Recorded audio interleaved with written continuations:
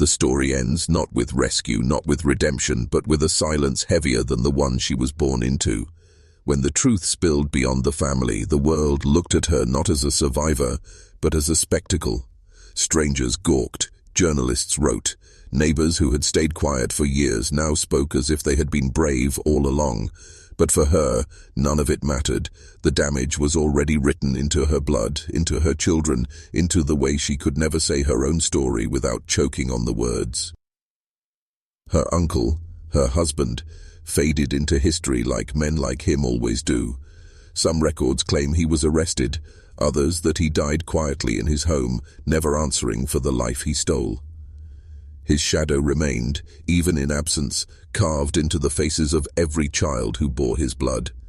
He may have vanished, but his claim on her had already done its work. She lived on, but not in freedom. The past cannot be untangled once it has rooted itself into your very body. She carried it in her features, in the way people stared, in the names they whispered long after she left that house. Even as years passed, she was still the niece who called her uncle husband. That title clung to her like a shroud she could never remove. And yet, there is something haunting about her survival. Because in her silence, she became more than just a victim. She became a mirror, a reflection of the rot that festers when families choose secrecy over protection, when communities choose silence over truth. Her life stands as proof of what happens when a bloodline folds in on itself until it devours the very people it was meant to nurture. They called her the most inbred daughter, but she was more than that. She was a reminder, a warning, an unhealed wound carved into American soil. A story passed in whispers, buried in archives, resurfacing only when someone is brave or foolish enough to look for it. And if you've listened this far, you know now what others were too afraid to face, that horror does not need monsters. Sometimes it only needs a family. The past still lingers in those hollow towns, in those broken houses at the edge of forgotten roads, and somewhere, even now, another child might be learning to call her uncle by the wrong name. The fracture began quietly, as it always does. A slip of the tongue at church, a child too old to be calling an uncle father, a rumor that reached beyond the borders of their hollow town. Once the cracks appeared, they widened fast. Neighbors who had looked away for years began to speak in low voices, and those voices carried further than they ever intended. For the first time, the family's secret was not only their own. She felt it. The weight of eyes pressed heavier on her back. Whispers grew sharper, less forgiving. People began to use the word they had avoided for so long, inbred. It was muttered behind her, written on notes left in pews, spoken by children who didn't understand its cruelty, but repeated it anyway. That word became her name, a brand hotter than any iron. Her uncle grew harder as the outside world pressed closer. What had once been silence turned to rage. He shouted where he once only glared, struck where he once only threatened. In his mind, the world was trying to steal what he believed was his, and so he tightened his grip, making her life smaller, darker, more suffocating. The children suffered most, kept from school, hidden from the world, raised in shadows where no sunlight could touch them. But even walls built over generations can't hold forever. A teacher who asked too many questions, a doctor who wrote something down, a neighbor who finally found the courage to call. Pieces of her life began to surface in records and reports, in fragments that painted a picture too horrific to ignore. And once the outside world took notice, the family's control began to unravel. For her, it was not freedom, it was exposure. Being pulled into the light after years in the dark doesn't feel like salvation, it feels like burning. Reporters began to circle, social workers knocked on the door. Her story, the one she had carried in silence all her life, was so ardently demanded by strangers. They wanted details, names, photographs. They wanted to know what it was like to call your uncle husband. She said little, maybe because she was afraid, maybe because the words were too heavy, Or maybe because she knew that no matter how much she spoke, no one on the outside could ever truly understand what it was to live inside that kind of prison, where love and violation were twisted into the same word. It was the children who made the silence unbearable. Fragile, sickly, each one carried the weight of two names pressed into one. They stumbled before they learned to walk. They struggled before they learned to speak. Their faces were mirrors of the family's hidden truth. Crooked teeth, wide-set eyes, bodies that bent wrong. And every time a child was born, the town whispered louder, though never loud enough to reach the ears of the law. She loved them, of course she did. They were her blood, her pieces. But loving them meant watching them suffer. Some lived only months. Some carried on into childhood but were marked as slow, destined to be kept close to home, unseen by the wider world. Each loss carved her thinner. Each survival weighed her down further. Her uncle, her so-called husband, saw these children not as tragedies, but as proof. Proof that the family's way was unbroken. Proof that his hold on her was complete. The years blurred, but the stares never stopped. At the store, in church, even passing strangers would glance too long, their eyes heavy with judgment. She wanted to scream, to tell them what they already knew. Yes, I am his niece. Yes, he is my husband. Yes, this is wrong. But the scream never came. Instead, she carried it inside, letting it hollow her out like rot in the walls of an old house. There is one photograph, rare, nearly lost, that captures this silence perfectly. She sits with two children on her lap, her uncle standing stiff behind her. His face is stern, unyielding. Hers is almost invisible, blurred not by the camera but by her refusal to look straight ahead. It is the kind of image that lingers with you, not for what it shows but for what it refuses to say. If you're still watching, you're already braver than most, because most would have turned away by now, unwilling to stare at the wreckage of a family consumed by its own blood. Tell us in the comments, what would you have done if this was your bloodline? Would you have spoken, or would you, like everyone else, have chosen silence? This is where her story sharpens, where the weight of secrecy begins to fracture. Because no matter how strong a family believes its silence is, there is always a moment when the truth claws its way out, when the horror can no longer be contained by whispers and closed doors. Imagine this.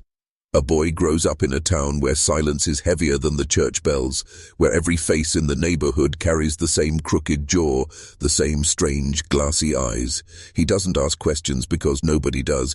In that place, the past isn't spoken, it's worn, stitched into the skin of every generation. And yet behind one door, inside one household, there's a truth so twisted it could never be said aloud, a truth that whispers of a boy and the woman who raised him, the woman who was supposed to guide him, but instead claimed him, his aunt, his blood, the line between family and lover erased in a single act of betrayal that would ripple down the years like poison. This isn't just a scandal buried in whispers, it's a wound that rotted a family tree from the inside out. What I'm about to tell you is not a rumor, not a story invented by gossip, but a history written in flesh, in deformity, in faces that carried the evidence long after the grave swallowed the guilty. He slept with his aunt, and the children of that union bore the weight of sins they never chose. You see, when we talk about inbreeding, most people imagine medieval royalty or the dusty pages of history books. But this is different. This is America. This is a quiet farm town where neighbors looked away, where bloodlines tangled in the dark, while church sermons thundered against sin in the daylight. It's a place where isolation and shame made monsters of ordinary people, and like all monsters, they lived right next door. The boy became a man, but the shadow of that first sin never left him. It followed in the faces of his children, in their eyes that never seemed quite aligned, in their voices that trembled with something not entirely natural. Doctors couldn't fix it, neighbors couldn't name it, but everyone knew. Something was wrong. Something had been done that should never have been. And done. And the most haunting part, he never confessed, she never repented. They lived and died with the secret, leaving the evidence in their bloodline, generations cursed not by God, but by their own hands. This is their story. This is the secret they tried to bury. The aunt was not a stranger to loneliness. She lived in the shadow of her sister, the boy's mother, a woman who had married young and borne children quickly. While her sister built a family, she remained in that house, aging quietly, never courted, never wed. Her world was confined to narrow hallways and a kitchen window overlooking fields that seemed to stretch into eternity, and so she clung to the boy, at first as a caretaker, then as something else, something darker. It began with whispers, small touches, a hand lingering on a shoulder too long, words spoken in tones that carried more weight than they should. In an isolated household, where walls were thin and shame thicker than the winter air, temptation does not roar. It seeps in, silent, corrosive, eating through boundaries. He was young, impressionable, a soul caught between obedience and desire, and she, the one he should have trusted most, became the hand that guided him into ruin. Neighbors sometimes spoke of how close they were, though not openly. They would laugh in half-sentences, change subjects, avert their eyes. Nobody dared confront it outright. After all, family names carried weight in small towns, and to accuse was to invite exile. And so the silence grew heavier, and within it, the aunt and the boy built their unholy covenant. As years passed, their bond thickened until it could no longer be hidden. When the boy became a man, people began to notice the way he looked at her across the dinner table, the way she defended him when others questioned his choices, the intimacy that slipped through in everyday gestures. To outsiders, it was unsettling, though no one dared speak the word that sat on everyone's tongue: incest. The aunt was not just older. She was authority. She had power. And in that power was betrayal, of family, of morality, of the natural order itself. What she desired, she took. What he resisted, she smothered, until resistance was no longer possible. And then came the children. Born under the shadow of secrecy, they bore the truth in their very bones. Crooked features, fragile health, whispers of madness. Each child became a living reminder of what had been done, a testimony the family could never erase. The town looked at them, but never for too long. Pity mixed with revulsion, like watching a wound fester you could not clean. They smiled politely, but in their hearts they recoiled. Everyone knew, though no one spoke. And the silence, that was the cruelest weapon of all. By the third generation, the damage was no longer subtle. It stared back in faces that seemed twisted by something older than themselves, something carved into the marrow of their blood. Eyes set too far apart, jaws that never formed correctly, speech that stumbled as though language itself was a burden. Teachers in the local school whispered among themselves. Doctors shook their heads but wrote nothing on paper. The shame was too great, the evidence too plain, and so the children became ghosts in their own town, tolerated but never embraced. They grew up with the weight of stares, the cruel laughter of other children, the hushed warnings from parents who said, "Don't get too close." They were marked not by choice, but by inheritance. Their very existence was a record of a crime no one dared confess. And in their isolation, madness grew. Some of them withdrew into silence, barely speaking. Others lashed out with sudden, violent tempers, as though rage itself was the only language their bodies understood. Behind closed doors, the family pretended all was well. The aunt had grown old by then, her face hardened into stone, her silence unbroken. She sat in her chair at night, watching the fire burn low, never once speaking the truth that festered in her heart. The boy, now a man, now a father himself, avoided mirrors. His hands trembled more as he aged, though no one knew whether from guilt or from the poison of his own bloodline. They carried on like actors in a play, each day another performance of normalcy, another desperate attempt to keep the neighbors guessing, doubting, second-guessing their suspicions. But truth does not stay buried. It finds cracks. It seeps through blood. It whispers in deformities and in broken minds. And it was in their children's children that the truth screamed loudest. These new lives came into the world weaker, sicker, fragile as glass. Infant graves began to appear in the churchyard. Too many, too close together, each stone etched with a name that would never grow old.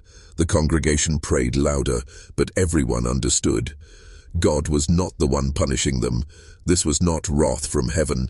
This was the curse of blood twisted against itself. The family could not hide anymore. Their faces had become the confession they tried to bury, and still no words were spoken. Not one. The silence stretched on, heavier with each generation, until the entire family name became a shadow in the town's memory. There is a cruelty in secrets like this. They do not end when the guilty are gone. They echo. They attach themselves to blood, to memory, to the very soil that bore witness. And so when the aunt finally died, her body lowered into the earth. There was no sigh of relief, no cleansing of the wound. The family still carried her choices inside them, etched into their bones. Her absence was not freedom. It was only silence, another unmarked stone on top of an already buried truth. The man she had claimed, her nephew, her victim, her lover, never spoke of it. In church he bowed his head, in town he tipped his hat, but at home the air was heavy with things unspoken. His children avoided his gaze, as though they too sensed a darkness in him, something twisted that could not be named. He grew old, but never repentant. Neighbors described him as quiet, but behind that word lay an unease, as if they were too polite to say what they really thought. And the children, those who survived, carried the curse forward. One daughter, frail and trembling, spent her days staring out of windows as though waiting for something that never came. A son grew angry, unpredictable, feared even by his own kin. None of them escaped the shadow. Each lived as though marked by an invisible brand, a reminder of the night blood crossed where it never should. But the town remembered.